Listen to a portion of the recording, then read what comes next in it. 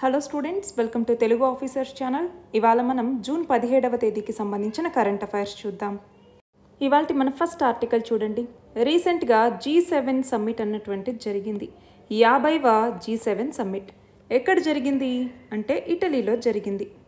మరి ఈ G7లో మన భారతదేశం భాగంగా లేదు, కానీ మన భారతదేశాన్ని ఇటలీ ఆహ్వానించినటువంటి మేరకి మన భారతదేశం ఇందులో పార్టిసిపేట్ చేసింది.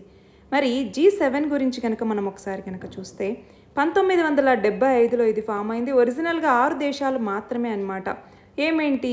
USA, ఫ్రాన్స్, అలాగే ఇప్పుడు హోస్ట్ చేస్తున్నటువంటి ఇటలీ, అలాగే జపాన్, అలాగే UK, అలాగే వెస్ట్ జర్మనీ ఇందులో భాగంగా ఉండేవన్నమాట. అసలు దేనికోసం దీన్ని ఏర్పాటు చేశారు అంటే మనకి ఎకనామిక్ ఇష్యూస్ ఏవైతే ఉంటాయి, ఫర్ ఎగ్జాంపుల్ ఇన్ఫ్లేషన్ కావచ్చు, రెసెషన్ కావచ్చు, అలాగే OPECకి సంబంధించి 1973-74లో ఆయిల్ ఇష్యూస్ అన్నటువంటి వచ్చాయన్నమాట. సో ఈ ఆయిల్ క్రైసిస్ తర్వాత ఇది ఏర్పడింది. మరి దీని యొక్క ఎక్స్పాన్షన్ అన్నటువంటిది 1976లో జరిగిందనమాట. అందులో కెనడా అన్నటువంటిది జాయిన్ అయింది. మరి ఆ తర్వాత 1997లో రష్యా జాయిన్ అయింది. టెంపరీగా అది G8 అన్నట్టుగా మారింది, కానీ మళ్ళీ రష్యా దీని నుంచి వైదొలగడంతో, అంటే రష్యా వైదొలగలేదు, 2014లో క్రిమియాని అనెక్సేషన్ చేసినప్పుడు దాని తర్వాత ఎక్స్క్లూడ్ చేశారనమాట రష్యాని. సో ఆ టైంలో మళ్ళీ G7గా ఇది మారింది. మరి G7 వచ్చేసరికి ఇక్కడ మనం చూస్తే చాలా వెల్తీ డెమోక్రసీస్ ఉన్నాయి ఇందులో. మరి G7కి సెక్రటేరియట్ అంటూ కూడా లేదు.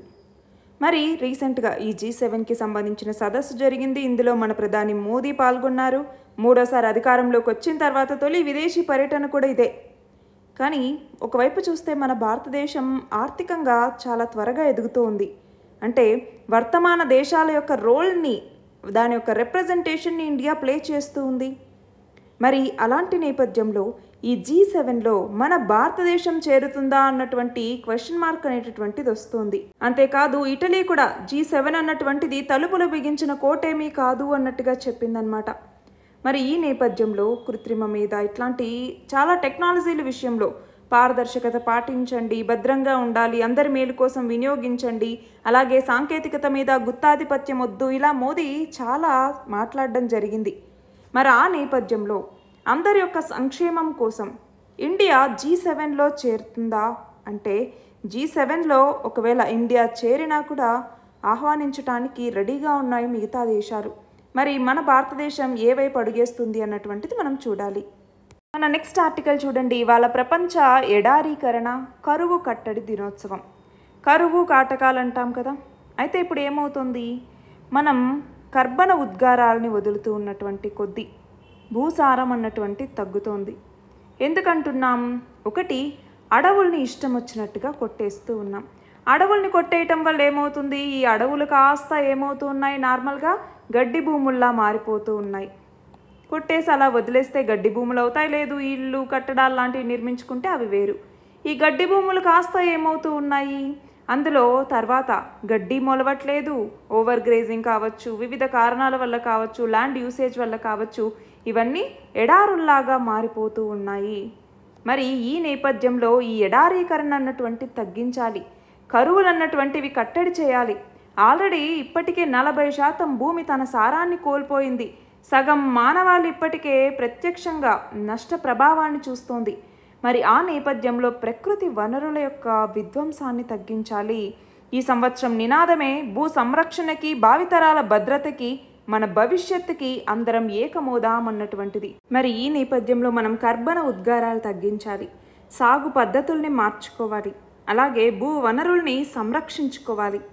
వీటన్నింటికీ ప్రణాళికలు రూపొందించి చిత్తశుద్ధితో అమలు చేస్తేనే భూ సంరక్షణ అన్నటువంటిది సాధ్యమవుతుంది, కరువు కాటకాల్ని నివారించవచ్చు. మన నెక్స్ట్ ఆర్టికల్ చూడండి. ఉక్రెయిన్ రష్యా యుద్ధానికి సంబంధించి ఉక్రెయిన్లో శాంతి స్థాపన కోసం ప్రపంచ దేశాలన్నీ పిలుపునివ్వటం జరిగిందనమాట. మరి ఏమైంది? ఉక్రెయిన్లో శాంతి అన్నటువంటి అంశం మీద రీసెంట్గా స్విట్జర్లాండ్లో ఒక శిఖరాగ్ర సదస్సు అన్నటువంటిది స్టార్ట్ అయింది. దాంట్లో దాదాపు 80 దేశాలు, కొన్ని అంతర్జాతీయ సంస్థల ప్రతినిధులు పాల్గొని రష్యా ఉక్రెయిన్ యుద్ధాన్ని ఆపటం, అణు భద్రత, ఆహార భద్రత, ఖైదీల మార్పిడి ఇలాంటి అంశాల మీద చర్చించారన్నమాట. అంతేకాదు ఐక్యరాజ్య సమితి ఒప్పందాలతో పాటు ఇటు ఉక్రెయిన్ యొక్క సార్వభౌమత్వం, ప్రాదేశిక సమగ్రత వీటన్నింటినీ గౌరవించేలాగా యుద్ధం దిశగా కీలకమైనటువంటి ఒప్పందం కుదరాలి అన్నట్టుగా ఒక సంయుక్త ప్రకటన ఇచ్చారు. మరి ఆ సంయుక్త ప్రకటన మీద దాదాపు 80 దేశాలు సంతకాలు చేశాయి, కానీ మన భారతదేశం దీని మీద సంతకం చేయలేదు. మన భారతదేశమే కాదు, సౌదీ అరేబియా, దక్షిణాఫ్రికా, యునైటెడ్ అరబ్ ఎమిరేట్స్, బ్రెజిల్ ఇవేవి కూడా సంతకాలు చేయలేదు. గమనించాలి, ఇవన్నీ బ్రిక్స్లో ఉన్నటువంటి సభ్య దేశాలే. రష్యాతో వీటికి చాలా మంచి వాణిజ్య సంబంధాలు కూడా ఉన్నాయి. మరి భారతదేశం ఏమనింది? ఉక్రెయిన్ సంక్షోభానికి శాంతియుతమైనటువంటి పరిష్కారం ఉంటే ఆ మార్గం వైపు అన్ని వర్గాలతో కలిసి మేము పనిచేస్తాము అన్నట్టుగా చెప్పింది, కానీ ఈ సంయుక్త ప్రకటన మీద మాత్రం సంతకం చేయలేదు. నెక్స్ట్ ఆర్టికల్ చూడండి. జమ్మూ కాశ్మీర్లో ప్రపంచంలోనే అత్యంత ఎత్తైనటువంటి చీనాబ్ రైల్వే వంతెన మీద ఒక రైల్ ఇంజన్ ట్రయల్ రన్ని విజయవంతంగా నిర్వహించింది. చీనాబ్ వంతెనని దాటడంతో పాటు సంగల్దాన్ నుంచి రియాసీ వరకు ఒక రైల్ ఇంజన్ని నడిపినటువంటి వీడియో ఇప్పుడు వైరల్ అవుతోందన్నమాట. అంటే ఇక్కడ గమనించాలి, జమ్మూ కాశ్మీర్లో ప్రపంచంలో అత్యంత ఎత్తైనటువంటి రైల్వే వంతెన ఉంది. ఆ రైల్వే వంతెన ఏంటి? చీనాబ్ రైల్వే వంతెన. నెక్స్ట్ చూడండి, ఇజ్రాయెల్ గాజాకి సంబంధించి మరి హమాస్కి ఇజ్రాయెల్కి మధ్య యుద్ధం అన్నటువంటిది జరుగుతూనే ఉంది. మరి ఆ నేపథ్యంలో ఇజ్రాయెల్ ఒక నిర్ణయం తీసుకుందనమాట. ఏమని? మానవతా సహాయాన్ని తరలించటానికి దక్షిణ గాజాలో మేము పగటిపూట కాల్పులు జరపము, విరామం ఇస్తాము అన్నట్టుగా నిర్ణయించింది. ఇందులో భాగంగా ఉదయం 8 నుంచి రాత్రి 7 గంటల వరకు కాల్పులకి విరామాన్ని ఇచ్చిందనమాట. మరి రఫా ప్రాంతంలో 12 కిలోమీటర్ల మేర ఈ దక్షిణ గాజా ప్రాంతం అన్నటువంటిది ఉంది. ఆ రహదారి వెంబడి ఈ విరామం అన్నటువంటిది కొనసాగుతుందన్నమాట. నెక్స్ట్ చూడండి, భారత్ శ్రీలంక మధ్య భూ అనుసంధానం అంటే ల్యాండ్ కనెక్టివిటీకి సంబంధించి దీని మీద శ్రీలంక ఒక ప్రకటన చేసింది. ఏమని? దీని యొక్క సాధ్యాసాధ్యాలు ఎలా ఉంటాయి అని అధ్యయనం చేస్తున్నాం, ఈ అధ్యయనం ఇప్పుడు తుది దశకి చేరుకుంది అన్నట్టుగా చెప్పిందనమాట. మరి ఇక్కడ గమనించాలి, 2 దేశాల మధ్య ఈ పవర్ గ్రిడ్ ప్రతిపాదన అన్నటువంటిది ఉంది. అంతేకాదు వీటితో పాటు ట్రింకోమలి జిల్లాలో పారిశ్రామిక జోన్ని ఏర్పాటు చేయటం గురించి, మన్నార్లో అదానీ గ్రూప్కి చెందినటువంటి విండ్ పవర్ ప్రాజెక్ట్ గురించి, ఇలాగా శ్రీలంకలో భారత్ చేపడుతున్న అన్ని ప్రాజెక్టుల మీద కూడా చర్చించబోతున్నారు. మరి ఈ ప్రతిపాదన అన్నటువంటిది సాధ్యమైతే భారత్కి శ్రీలంకకి మధ్య ల్యాండ్ కనెక్టివిటీ అన్నటువంటిది వస్తుంది. నెక్స్ట్ చూడండి, ఉత్తరప్రదేశ్లో ఉన్నటువంటి మేరట్లో అతిపెద్ద ఆర్ఆర్టీఎస్ భూగర్భ రైల్వే స్టేషన్ నిర్మాణం అనేది జరుగుతోంది. ఈ రైల్వే స్టేషన్లో ప్రయాణికులు బయటికి లోపలికి వెళ్ళేలాగా 4 ఎంట్రీ మరియు ఎగ్జిట్స్ ఉన్నాయన్నమాట. అంతేకాదు ఎస్కలేటర్లు కూడా ఉన్నాయి. కానీ ఇక్కడ గమనించాలి, ఇందులోకి వచ్చేసరికి తొలి ప్రాంతీయ సెమీ హై స్పీడ్ రైల్ అయినటువంటి నమో భారత్, మేరట్ మెట్రో లైట్ ఇవి ఒకే ట్రాక్ మీద వెళ్ళబోతూ ఉన్నాయి.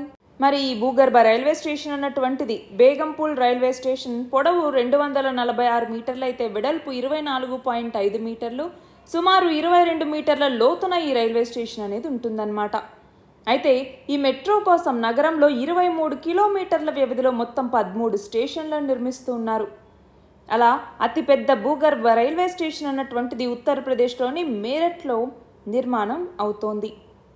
నెక్స్ట్ ఆర్టికల్ చూడండి, ప్రత్యేక ఆర్థిక మండళ్ళు వీటిని ఏమని పిలుస్తాము? స్పెషల్ ఎకనామిక్ జోన్స్ అనేసి. ఏంటి స్పెషల్ ఎకనామిక్ జోన్స్ లేదా SEZ అంటే? వీటికి వచ్చేసరికి ఫిజికల్ కన్సెషన్స్ అన్నటువంటివి ఉంటాయి. ఫర్ ఎగ్జాంపుల్ డ్యూటీ ఫ్రీ అయి ఉంటాయి అన్నమాట. అంతేకాదు అసలు ఎందుకని ఈ స్పెషల్ ఎకనామిక్ జోన్స్ని ఏర్పాటు చేస్తారు అంటే ఇన్వెస్ట్మెంట్ అన్నటువంటిది మరింతగా రావాలి, ఎంప్లాయ్మెంట్ అన్నటువంటిది మరింతగా క్రియేట్ అవ్వాలి అన్నటువంటి ఉద్దేశంతో డిఫరెంట్ బిజినెసెస్కి, కమర్షియల్ పర్పసెస్కి కూడా సపరేట్గా ఒక జోన్ని ఏర్పాటు చేస్తారు. అవే స్పెషల్ ఎకనామిక్ జోన్స్ అన్నటువంటివి. వీటిలోకి వచ్చేసరికి ఏంటి అంటే ఈజ్ ఆఫ్ డూయింగ్ బిజినెస్ని మరింత పెంచుకోవటం వీటి యొక్క ముఖ్య ఉద్దేశం. అలా చూసుకుంటే ఏషియాలోనే ఫస్ట్ ఈ ఎక్స్పోర్ట్ ప్రాసెసింగ్ జోన్ అన్నటువంటిది స్టార్ట్ అయిందనమాట. ఎప్పుడు 1965లోనే. ఎక్కడో తెలుసా? గుజరాత్లో ఉన్నటువంటి కాండ్లాలో. కానీ మన ఫారిన్ పాలసీ ప్రకారం చూసుకుంటే మన భారతదేశంలో SEZs అన్నటువంటివి 2000వ సంవత్సరం నుంచి 2006 మధ్య ఎక్కువగా ఈ ఆపరేషనలైజ్ అవ్వటం అనేది స్టార్ట్ చేశారనమాట. మరి ఇక్కడ మనం గమనిస్తే SEZs మన దగ్గర మంచి సక్సెస్ఫుల్ మోడల్గా చెప్పుకోవచ్చు. చైనాలో ఎస్ఈజెడ్ ఎంత ఫేమస్ అవుతున్నాయో అలాగా మన భారతదేశంలో కూడా ఎస్ఈజెడ్స్ అనేటటువంటివి పెరుగుతూనే ఉన్నాయి. మరి దీనికి సంబంధించి బాబా కళ్యాణి కమిటీ అన్నటువంటిది ఒకటి ఉంటుందన్నమాట. బాబా కళ్యాణి కమిటీ అన్నటువంటిది దేనికి సంబంధించింది అనేసి మనల్ని అడగచ్చు. బాబా కళ్యాణి కమిటీ, ఈ బాబా కళ్యాణి కమిటీ ఏం చేసింది అంటే WTO అంటే వరల్డ్ ట్రేడ్ ఆర్గనైజేషన్కి సంబంధించి కంపాటబిలిటీ ఉండేలాగా బెస్ట్ ప్రాక్టీసెస్ని ఇక్కడికి తీసుకురావాలి. దాంతో ఈ ఎస్ఈజెడ్స్లో పొటెన్షియల్ అంటే అవుట్పుట్ అన్నటువంటిది మరింతగా పెంచాలి, కెపాసిటీ యూటిలైజేషన్ అన్నటువంటిది మరింత పెంచాలి అన్నటువంటి ఉద్దేశంతో దీన్ని తీసుకొచ్చారు. సో ఎస్ఈజెడ్స్ అనగానే మనకి ఏమేమి ఆబ్జెక్టివ్స్ గుర్తు రావాలి? ఒకటి, అడిషనల్ ఎకనామిక్ యాక్టివిటీ అన్నటువంటిది ఇక్కడ వస్తుంది. అలాగే ఎంప్లాయ్మెంట్ జనరేట్ అవుతుంది, ఎక్స్పోర్ట్స్ అనేవి పెరుగుతాయి గూడ్స్ మరియు సర్వీసెస్కి సంబంధించి. అలాగే ఇన్వెస్ట్మెంట్స్, ఇటు డొమెస్టిక్ ఇన్వెస్ట్మెంట్ కావచ్చు, ఇటు ఫారిన్ ఇన్వెస్ట్మెంట్ కావచ్చు, ఇవన్నీ పెరుగుతాయి. అలాగే ఇన్ఫ్రాస్ట్రక్చరల్ ఫెసిలిటీస్ కూడా ఇక్కడ బాగా ఉంటాయన్నమాట. మరి దీనికి సంబంధించి గత ఆర్థిక సంవత్సరంలో $163.39 బిలియన్ ఎక్స్పోర్ట్స్ అన్నటువంటివి మన ఎస్ఈజెడ్స్ నుంచి వచ్చాయి. మరి ఇప్పుడు ప్రభుత్వం దగ్గర నుంచి ఆమోదం పొందినటువంటి ఎస్ఈజెడ్లు 423 అయితే ఈ సంవత్సరం మార్చి 31 కేవలం 280 మాత్రమే కార్యకలాపాలు నిర్వహిస్తూ ఉన్నాయి. సో పెట్టుబడులు ఎక్కువ వచ్చాయి, ఉద్యోగ అవకాశాలు పొందుతూ ఉన్నారు, కానీ మన దగ్గర కార్యకలాపాలు అన్నటువంటివి చాలా తక్కువగా జరుగుతూ ఉన్నాయి. అలాగే ఎగుమతులు కూడా మరీ అంత ఎక్కువ స్థాయిలో ఏమీ లేవు. నెక్స్ట్ చూడండి, ఉత్తరప్రదేశ్లో ఏ ఆలయం వద్ద విధుల్ని నిర్వర్తించే పోలీసులకి ఆ రాష్ట్ర ప్రభుత్వం ఇటీవల కొత్త డ్రెస్ కోడ్ పాటించడం వివాదాస్పదమైంది అంటే కాశీ విశ్వనాథ ఆలయం. మార్కెట్ విలువ పరంగా ప్రపంచ విమానయాన సంస్థల్లో 3వ అగ్రగామి సంస్థగా ఏ భారత విమానయాన సంస్థ నిలిచింది అంటే ఇండిగో అన్నటువంటిది. మరి ఇందులో మొదటి స్థానంలో అమెరికాకి చెందినటువంటి డెల్టా ఎయిర్లైన్స్ అన్నటువంటిది ఉంది. రెండో స్థానంలో ఐర్లాండ్కి చెందినటువంటి ర్యానైర్ హోల్డింగ్స్ సంస్థ అన్నటువంటిది ఉంది. మరి మన భారతదేశానికి సంబంధించిన ఇండిగో 3వ స్థానంలో ఉంది. నెక్స్ట్ చూడండి, భారత ఎగుమతులు 2024 మేలో 9.1% పెరిగి $38.13 బిలియన్ నమోదయ్యాయి. అలాగే దిగుమతులు 7.7% పెరిగాయి, $61.91 బిలియన్ చేరాయి.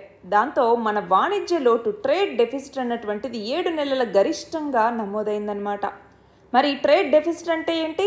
మన భారతదేశ ఎగుమతులు ఎలా ఉన్నాయి, దిగుమతులు ఎలా ఉన్నాయి, వాటి మధ్య ఉన్నటువంటి తేడాని ఒకవేళ మైనస్లలోకి వస్తే వాణిజ్య లోటు అంటాము, అదే ప్లస్లలో కనుక ఉంటే వాణిజ్య మిగులు అనేసి పిలుస్తాం.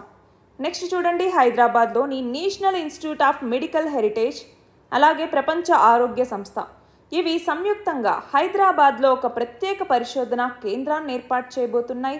అందులో సాంప్రదాయ వైద్యం, ఔషధ పరిశోధనలు వీటి కోసం 4 ఏళ్ల పాటు ఈ కేంద్రం పనిచేస్తుంది.